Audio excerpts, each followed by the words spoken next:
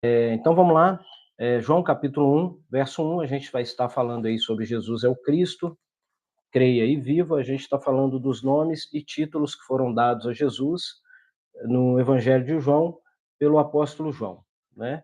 Então abra aí a sua Bíblia, pegue aí o seu caderno, pegue aí o seu lápis, a sua caneta, para você fazer as devidas anotações, que a gente vai ter bastante coisa interessante aí hoje, tá bom?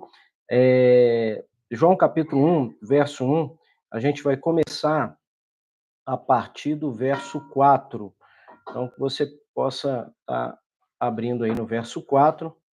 Nós vamos do 4 até o 9, que são nomes e títulos de Jesus em João, capítulo 1, ok? A minha versão, ela vai dizer o seguinte: a vida estava nele, e a vida era a luz dos homens. A luz resplandece nas trevas, e as trevas não prevaleceram contra ela. Houve um homem enviado por Deus, cujo nome era João. Este veio como testemunha para que testificasse a respeito da luz, a fim de todos virem a crerem por intermédio dele. Verso 8. Ele não era a luz, mas veio para que testificasse a luz, a saber, a verdadeira luz, que vinda ao mundo ilumina a todo homem. Não é? Então a gente leu aí agora João capítulo 1, versos 4 e 9. É nesse texto que a gente vai trabalhar hoje, é nesse texto que a gente vai ver esse título dado a Jesus no Evangelho de João, ok? Um ponto importante é a gente ver lá no verso 6, que fala o seguinte: houve um homem enviado por Deus, cujo nome era João. Esse João aqui não é o João, o escritor do Evangelho, todo mundo sabe, esse é João Batista, né, que foi enviado para testificar que Jesus viria, ok? Então, muito importante a gente se atentar para isso aí, né? No verso 8, isso fica claro quando ele diz que ele não era a luz, mas veio para que testificasse a luz, ok? E no verso 9, a saber, a verdadeira luz, que vinda ao mundo, ou seja, Jesus vindo ao mundo, o que que iria acontecer? Ele iluminaria a todo homem, ok? A gente vai trabalhar em cima desse texto aí, texto muito legal, a gente vai esmiuçar um pouquinho esse texto aí, a gente vai entender o que que João estava falando conosco através desse título de Jesus como a luz, ok? A vida é um tema-chave do Evangelho de João, né? E a gente vê esse tema aí dentro do Evangelho de João 38 vezes. Isso dependendo da versão, ok? Tem versão que vai ter um ou dois a mais, e tem versão que vai ter um ou dois a menos. Isso vai depender muito da versão, tá bom? Quando ele fala de vida, que Jesus é a luz e que traria vida, que iluminaria os caminhos, né? Ele está tratando isso aí como os elementos essenciais para o homem viver, né? Quais são os elementos essenciais para que o homem viva? Primeiro, luz. Segundo, ar. Terceiro, água. E por último, alimento, que é a comida, né? Então, João coloca Jesus, a gente vai estar vendo isso agora, né, como os 4 elementos principais para que o homem viva. É por isso que Jesus fala que ele é a vida, né? Então, a gente vai ver isso aí agora. Então, Jesus como os 4 elementos. O primeiro elemento a qual João coloca Jesus é a luz. O homem ele precisa da luz para viver. Se você planta alguma coisa e não tem luz, não vai nascer, né? Depende da luz para que isso floresça e dê frutos. Assim também é o homem. Se não tiver a luz, ele não vai dar frutos, né? Então Jesus, a luz do mundo, em João 8:12, fala o seguinte: de novo, Jesus começou a falar com eles e disse: eu sou a luz do mundo. Então Jesus mesmo está se colocando como luz do mundo, ok? E ele continua: quem me segue nunca andará na escuridão, mas terá a luz da vida. Então, o que que a gente entende com isso? O que que a gente pode tirar para a gente disso daí? Que Jesus, ele veio para trazer luz, para trazer iluminação, para renovação da nossa mente. para que nós enxergamos aquilo que é certo, né? E para tudo aquilo que está às escuras, venha às claras, né? Tem um texto bíblico que fala que nada fica escondido debaixo do sol. Por quê? Porque o sol ilumina, o sol traz luz, ok? Então, quando João fala que Jesus é a luz do mundo, ele está trazendo para nós exatamente essa sensação, né, de claridade, de iluminação, de abrir as ideias, de abrir os pensamentos, de conseguir enxergar o caminho que a gente vai andar por ele, de conseguir caminhar sem tropeçar. Isso é muito importante a gente saber e entender isso aí, ok? Então, João coloca Jesus aí como a luz do mundo, e o próprio Jesus, em João 8,12, está falando aí com a gente que ele é a luz do mundo, ok?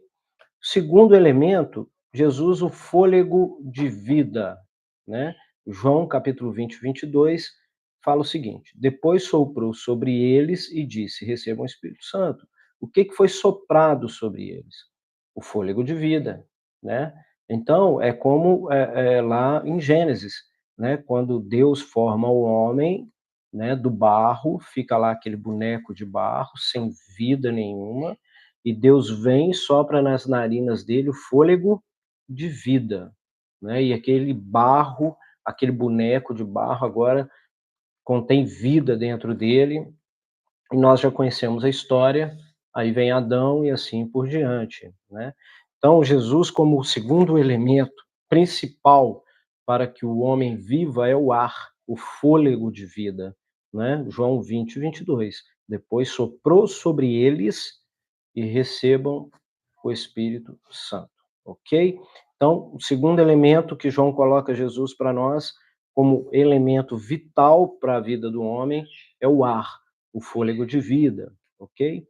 Ó, se você estiver tendo alguma dúvida, tiver alguma curiosidade, coloca aí no chat, né? A gente vai respondendo aqui de acordo com o que você vai colocando aí, tá bom? Se tiver alguma dúvida, se não quiser colocar no chat, todos vocês que estão assistindo têm aí o meu WhatsApp pessoal, pode me perguntar no pessoal que a gente vai esclarecendo, tá bom? Bom, terceiro ponto, terceiro elemento a qual João coloca Jesus para nós é a água viva, né? Aqui é um ponto interessante, que existem textos em que Jesus é a fonte da água viva e tem texto em que Jesus é a água viva, né? A maioria dos textos ele é a fonte, né, de água viva. O que que é? Aquele que fornece a água viva, né? Então vamos lá, Jesus como água viva, que é o terceiro elemento. O primeiro elemento foi luz, o segundo elemento foi ar, e o terceiro elemento agora é água, né? O homem não pode viver sem luz, o homem não pode viver sem ar, e o homem não pode viver sem água. João capítulo 4, versos 13 e 14, fala para nós o seguinte: então Jesus disse: quem beber desta água terá sede de novo.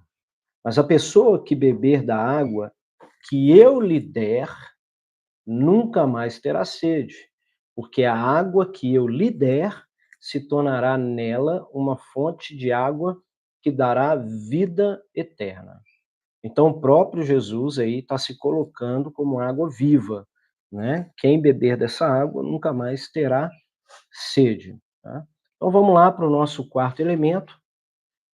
Deixa eu arrumar meu retorno aqui para me enxergar se alguém está fazendo alguma pergunta. Ok. Quarto elemento, Jesus como o pão da vida, ou seja, Jesus como o principal alimento.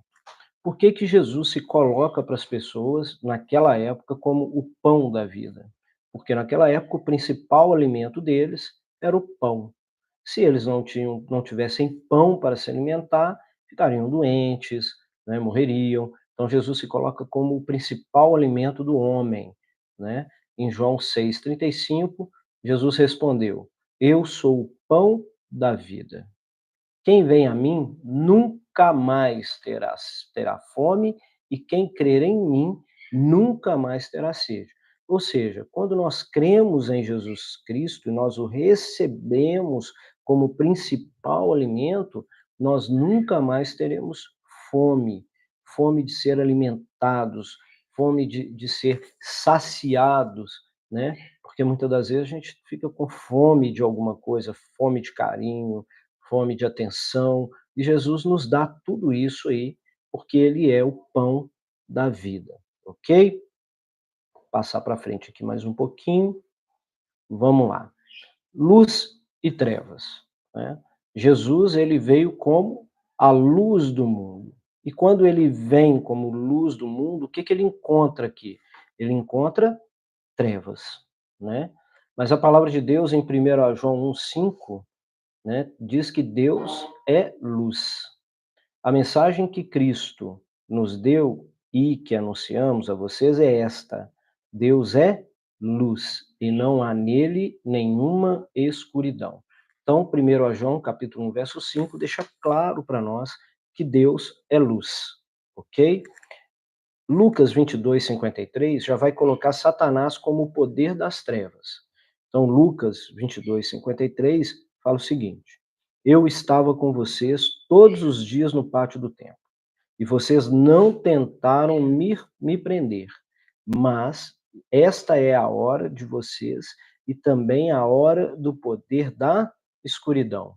Ele está colocando aí como hora e poder de quem? Das trevas, né? Então, Satanás, ele é o poder das trevas e Deus é a luz, né? É Jesus falando com eles o seguinte: eu estava com vocês todos os dias no pátio do templo, ponto. Eu estava lá com vocês todos os dias, mas vocês nunca tentaram me prender. Mas esta é a hora de vocês e também a hora do poder da escuridão. Isso foi quando chegou a hora de Jesus ser capturado, Jesus ser preso, depois de Judas dar nele um beijo. Ele dá essa explicação aí para nós e Lucas coloca isso aí muito bem para nós, né? Então Jesus falando com eles: poxa, eu estava com vocês no pátio todos os dias, por que vocês não me prenderam lá?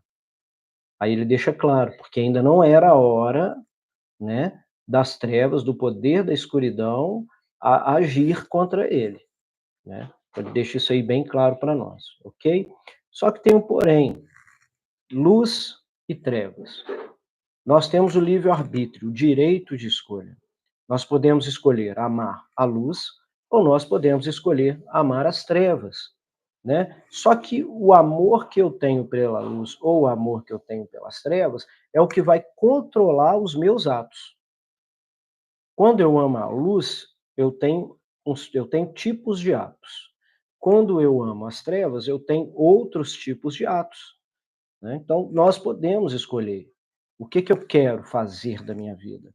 De acordo com o meu ato, de acordo com o que eu faço, é que eu vou mostrar para as pessoas quem eu amo, se eu amo a luz ou se eu amo as trevas, né? Isso é importante a gente saber e é delicado até a gente saber isso aí, porque é disso daí é que eu posso me guiar. Eu posso me guiar dentro disso aí. Como estão sendo os meus atos? Eu estou agindo de qual forma? O meu ato está deixando às claras que eu amo a quem? Eu amo a luz ou eu amo as trevas, né? E a gente vê isso em João 3,19, um texto forte até, que diz o seguinte: aquele que crê no Filho não é julgado, ponto. Então, aquele que crer no Filho, ou seja, em Jesus, não é julgado. Mas quem não crê já está julgado, porque não crê no Filho único de Deus. Ponto. É uma coisa que eu sempre falo. O que que leva a pessoa para o inferno? Não é o pecado. O pecado não leva ninguém para o inferno. O que leva as pessoas para o inferno é rejeitar a Jesus Cristo. A partir do momento que a pessoa rejeita Jesus Cristo, pronto, o caminho dela já está formado, né? Então a gente tem que se atentar justamente para os nossos atos, que são os nossos atos é que vai mostrar para que lado que eu estou, né? E o texto continua. E é assim que o julgamento é feito. 2 pontos.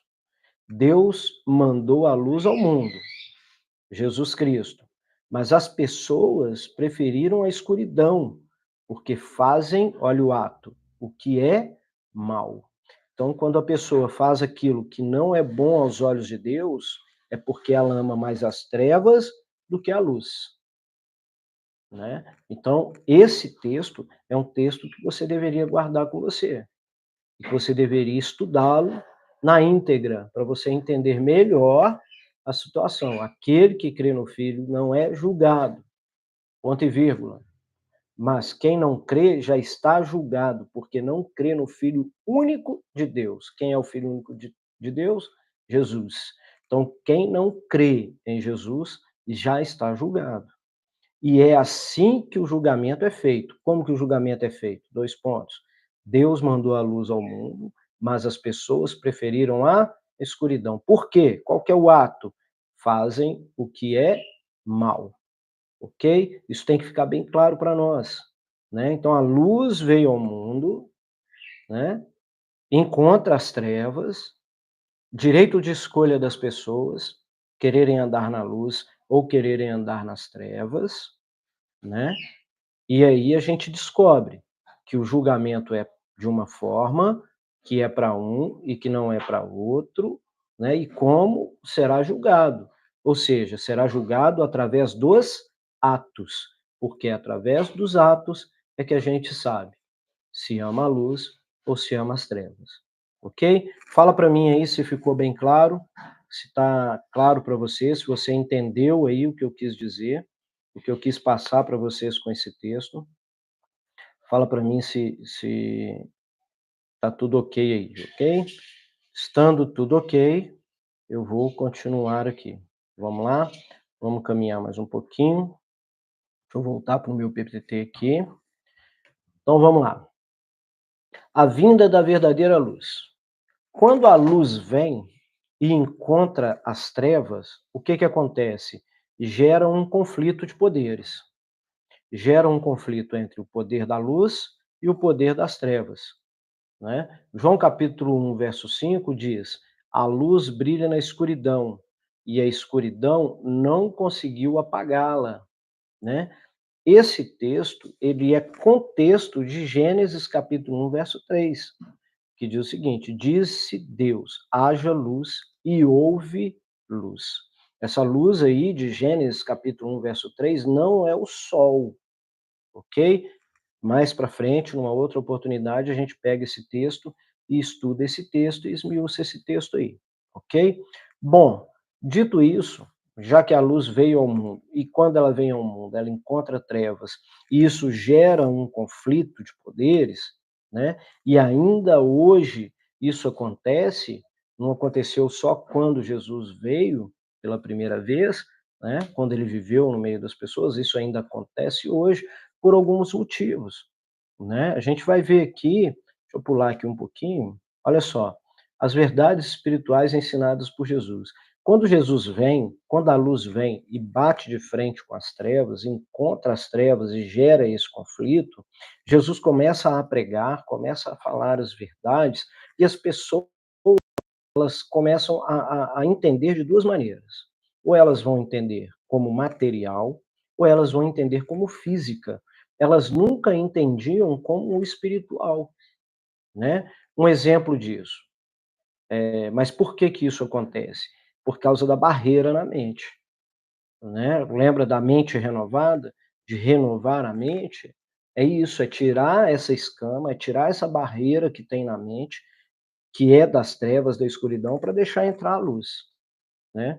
Eu vou citar alguns exemplos aqui de ensinamentos que Jesus deu, né, e que as pessoas interpretaram de forma errada, ou interpretaram como material ou como física, né, e não interpretaram da maneira correta, que era a maneira espiritual. Né? A questão do templo e do corpo, que está lá em João capítulo 2, verso 19 até o 21. Minto, 19 e 21. Jesus respondeu: derrubem este templo, e eu construirei de novo em 3 dias. Eles disseram: a construção deste templo levou 46 anos, e você diz que vai construí-lo de novo em 3 dias? Porém, o templo do qual Jesus estava falando era o seu próprio corpo. Olha que interessante esse texto. Olha como começa esse texto. Jesus respondeu: derrubem este templo. Ele está falando dele, ou seja, matem a mim, né? Acabem comigo, porque quando isso acontecer, eu vou reconstruir de novo em 3 dias, ou seja, eu vou ressuscitar em 3 dias. Era isso que Jesus estava falando para eles, né? O templo ali, ele estava falando do corpo dele, né? E da reconstrução, ele estava falando da ressurreição.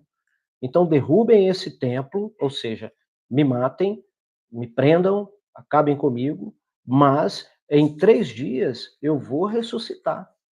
Em 3 dias eu estarei de novo no meio de vocês, né? E eles levaram esse ensinamento de Jesus para o templo físico, né? E eles colocam, poxa, mas esse templo demorou 46 anos para ser construído, você está falando que nós vamos derrubá-lo e que você vai construir ele em 3 dias, né? Então, as pessoas não entenderam. Pegaram aquilo ali, as verdades, e levaram para o material, para o físico. E isso hoje ainda acontece, né? A gente prega para as pessoas, fala para as pessoas, tenta para ensinar para as pessoas, isso até dentro das igrejas mesmo, né? A gente tenta ensinar, tenta mostrar uma verdade, mas a mente está tão calcificada, a mente está tão presa, que a mente não deixa que a luz entre. Cria-se uma barreira e a luz não consegue penetrar, e as pessoas vivem no engano, vivem na mentira, vivem presas a uma coisa que não existe, né? O segundo exemplo é o novo nascimento, esse todo mundo conhece, né? João 3, do 4 ao 7, a conversa que Jesus estava tendo com Nicodemos, né? E Nicodemos pergunta para Jesus: como é que um homem velho pode nascer de novo? Será que ele pode voltar para a barriga da sua mãe e nascer outra vez? Aí Jesus responde para ele: eu afirmo ao Senhor que isso é verdade. Ninguém pode entrar no reino de Deus se não nascer da água e do Espírito. Quem nasce de pais humanos é um ser de natureza humana. Quem nasce do Espírito é um ser de natureza espiritual. Por isso, não fique admirado, porque eu disse que todos vocês precisam nascer de novo, né? Então, Jesus, na conversa com Nicodemos, um homem inteligente, um mestre da lei, não entendeu o que Jesus estava falando para ele. Ele achou que o nascer de novo era o homem voltar para o ventre da mãe, mesmo velho, né, e nascer outra vez. Mas Jesus estava falando da questão do novo nascimento, da água e do Espírito. Quando Jesus coloca água e Espírito, ele não está falando do batismo, né? Ele não tá, a água que ele está falando aí é água viva, lembram? Né? E ele está falando do Espírito Santo, aquele que recebeu o Espírito Santo, aquele que nascer de novo, porque nós recebemos o Espírito Santo quando nós aceitamos Jesus como único suficiente Salvador da nossa vida, né? Existem 2 tipos de batismo, o batismo no e o batismo com o Espírito Santo. Isso, quando a gente tiver uma outra oportunidade, a gente fala um pouco mais sobre isso. Então, um segundo exemplo do que que as pessoas ficam tão, com a mente tão calcificada na religiosidade que não conseguem entender aquilo que a gente está pregando, aquilo que a gente está falando, as verdades bíblicas que a gente está falando, né? Uma outra verdade que Jesus falou e que as pessoas levaram para o lado material e físico é a água viva. João 4,11, o texto que a gente conhece, ela respondeu: o Senhor não tem balde para tirar água e o poço é fundo. Como é que vai conseguir essa água da vida? Jesus estava falando daquele texto que nós vemos lá no início, da fonte de água viva. Ele estava falando dele, ele não estava falando da água propriamente dita, né? Porque por que água viva? O que que acontece? O poço, a água é parada. A água viva é aquela água que corre, que nunca está parada. É por isso que ele fala que fluirão e correrão dentro de você água viva, movimento. O Espírito Santo ele está se movimentando em nós, está trabalhando em nós. Então a água viva é essa água que não fica parada. E a água do poço é uma água parada, uma água morta, que não tem vida, vamos colocar assim, né? Então é mais um ponto aí que as pessoas ficam com a mente tão calcificada que elas não conseguem entender o que Jesus está falando com elas, ok? Vamos pular mais um pouquinho aí. Alguém está tendo alguma dúvida? Alguma dúvida sobre o que a gente está falando aqui? Se tiver alguma dúvida, fala aí no chat que a gente tira a dúvida aí, tá bom? Vamos pular mais um pouquinho, deixa eu voltar o meu PPT aqui. Vamos lá. A importância de comer a sua carne, né? Também levaram para o outro lado. Em João 6,51, Jesus fala: eu sou o pão eu sou o pão vivo que desceu do céu. Aí ele está fazendo uma comparação com o maná. Lembram do maná? O maná não desceu do céu para aquelas pessoas lá no deserto, e eles colhiam a quantidade certa para um dia e tal, aquela coisa toda, e se alimentavam. Então ele já começa fazendo um paralelo com o maná. Eu sou o pão vivo que desceu do céu. Se alguém comer desse pão, no caso ele, viverá para sempre. E o pão que eu darei para que o mundo tenha vida é a minha carne. Então ele está falando do sacrifício dele, da morte dele, da carne que ele está falando aí. Quando ele está falando carne, ele está falando do corpo que ele vai dar por nós em morte, ou seja, ele vai se dar a nosso favor, ele vai morrer a nosso favor, né? Então ele está se entregando em favor de nós para que nós tenhamos vida, porque a partir do momento que Jesus é crucificado, cumpre-se uma palavra, né? Agora, quando nós o aceitamos, já está liberado para nós a oportunidade de salvação. Jesus morreu na cruz, a oportunidade de salvação está aí. Não depende mais dele, depende agora de nós.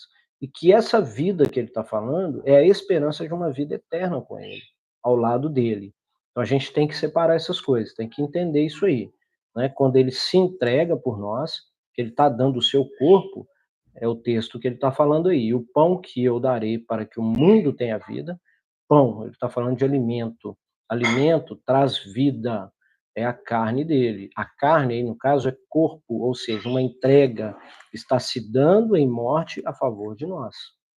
Ok? Então a gente tem que deixar isso aí bem claro, tá bom? A liberdade espiritual. Isso a gente confunde aí, as pessoas confundem até hoje essa questão da liberdade, né? Em João 8, 30 até o 36, fala o seguinte: então Jesus disse para os que creram nele: se vocês continuarem a obedecer aos meus ensinamentos, serão de fato meus discípulos e conhecerão a verdade, e a verdade os libertará. Então vamos pegar essa primeira parte, vamos dar uma esmiuçada. Então disse Jesus para os que creram nele, ou seja, ele estava falando para todo mundo, ele estava falando para todos, não, ele estava falando para aqueles que creram nele, ok? Muito provavelmente só para os discípulos. Se vocês continuarem a obedecer os meus mandamentos, olha só, está abrindo o olho deles, né? Se vocês continuarem a me obedecer, a seguir os meus ensinamentos, vocês serão de fato meus discípulos e conhecerão a verdade, e a verdade vos libertará. Libertará do quê? Que liberdade é essa, né? E eles respondem para Jesus: nós somos descendentes de Abraão e nunca fomos escravos de ninguém. Como é que você diz que ficaremos livres? Ou seja, eles estavam falando agora de uma escravidão física mesmo, uma escravidão de trabalho, uma escravidão de estarem presos a um dono, né? Quanto que Jesus não está falando disso, está falando do pecado, né? Que seriam livres do pecado, né? Se a partir do momento que a gente obedece os ensinamentos de Jesus, fica mais fácil a gente fugir do pecado. Fica mais fácil a gente cometer erro, mais difícil da gente cometer erros. Então, essa liberdade que ele está dando aí é a liberdade do pecado. Ou seja, conheçam e sigam os meus ensinamentos, né? Que vocês vão começar a se livrar do pecado, não vão ficar mais escravos do pecado. Porque quando se peca, vira escravo do pecado, né? Por isso que lá em 1 João diz que todo aquele que é nascido de Deus não vive na prática do pecado, ou seja, não é escravo do pecado, né? E eles levaram para o outro lado, que era a escravidão física, ok? João capítulo 1, verso 11 diz o seguinte: veio para o que era seu e os seus não o receberam, né? Esse texto aí, ele é um pouco, às vezes ele é interpretado de uma forma errada. Muitas pessoas interpretam esse texto de uma forma errada. E esse texto, na verdade, ele fala o seguinte: Jesus veio para o que era seu, ou seja, veio para o mundo, né? Ele estava no céu com o Pai, e agora ele vem para o mundo. Mas os seus, ou seja, quem são os seus? Somos nós, os moradores deste mundo, a qual foi feito e construído através dele e por ele, né? Não o reconheceram, né? E João 3,16 deixa isso claro para nós, porque Deus amou o mundo de tal maneira, de tal maneira, amou quem? O mundo, de tal maneira que deu seu Filho unigênito, para que todo aquele que nele crê não pereça, mas tenha a vida eterna, né? Então, a luz do mundo veio para o mundo, a luz veio para clarear as trevas, né? Para criar esse conflito. E esse conflito, a luz é vencedora, né? E a gente tem que entender essa questão da nossa liberdade, tem que entender o livre-arbítrio, que nós temos um direito de escolha, que os nossos atos é que vão representar e mostrar para as pessoas de que lado que nós estamos, né? Então, vamos prestar atenção nos nossos atos, vamos prestar atenção naquilo que nós temos feito, vamos prestar atenção em como nós temos andado e como a gente tem comunicado com as pessoas, tudo. Vamos prestar atenção nisso daí, né? Porque são os nossos atos que vão mostrar para as pessoas quem a gente ama. Se nós amamos a luz ou se nós amamos as trevas, né? Bom, hoje a gente vai ficar por aqui. Nós falamos aí hoje de Jesus como a luz, né? Em João, capítulo 1, do verso 4 ao 9. Espero que você tenha entendido. Qualquer dúvida que você tiver, mande para mim. A gente vai estar conversando, vai estar esclarecendo para você, tá bom? E na semana que vem, a gente vai estar falando de Jesus como Filho de Deus, que está lá em João, capítulo 1, verso 15, 28 e 49. Verso 15 ao 28 e o verso 49. Tá bom? Já vai dando uma lida, já vai se preparando, tá? Para você entender o ensinamento de domingo que vem, tá bom? Muito obrigado por você estar comigo, muito obrigado mais uma vez. Espero que tenha sido uma aula que abriu a sua mente, abriu o seu entendimento, tá bom? Eu vou mandar para você aí agora, que teve conosco, a Bernadette, o Marcinho, quem mais? Dá um oi aí para mim ver você aqui, para me mandar para você aí pelo seu WhatsApp, o PPT em PDF. Esse slide aí que você viu agora, para me mandar para você em PDF, vou mandar aí para o seu WhatsApp, tá bom? Manda um oi aí para mim, eu vou mandar para você aí, tá joia? Bom, Jesus abençoe você, abençoe o seu domingo, abençoe a sua família, que você tenha um domingo abençoado, você vá ao culto agora à noite, que você receba a palavra que é viva e eficaz, que ela possa entrar na tua mente, não deixe a sua mente bloqueada, viu? Para que você possa receber o melhor de Deus aí, tá bom? Quero orar com você, Pai, muito obrigado por mais um dia, por este início de semana, este domingo tão bonito que o Senhor fez para nós.